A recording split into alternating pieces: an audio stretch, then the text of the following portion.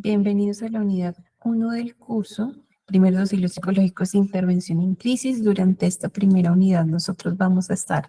revisando las siguientes temáticas. 1, la diferenciación conceptual,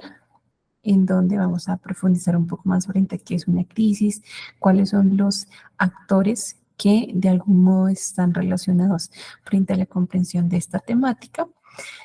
Seguido vamos a revisar como nuestro segundo tema dentro de esta unidad. Vamos a poder revisar cuáles son los elementos asociados a la reacción ante la crisis. Aquí vamos a profundizar un poco más frente a los componentes de los síntomas que se presentan en estas situaciones desde una perspectiva a nivel cognitivo, emocional, comportamental y fisiológico.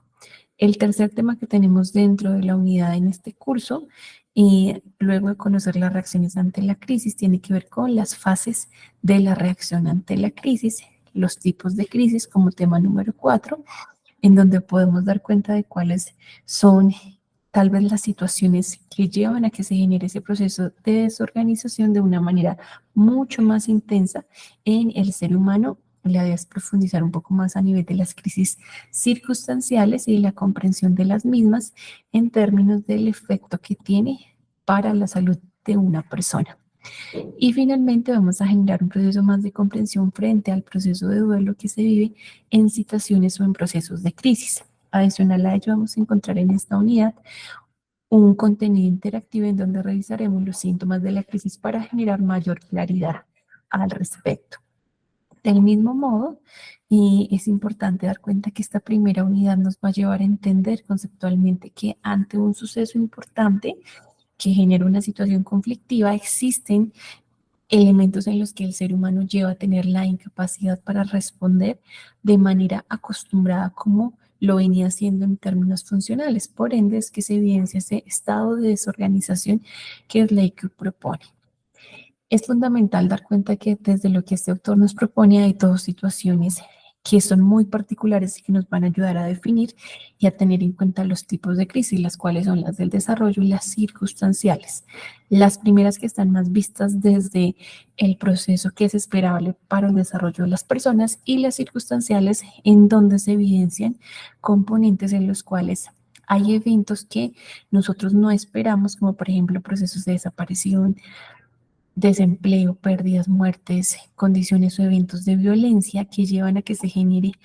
ese proceso desorganizado y por ende se genera una situación conflictiva difícil de manejar para la persona que está presentando dicho proceso de crisis.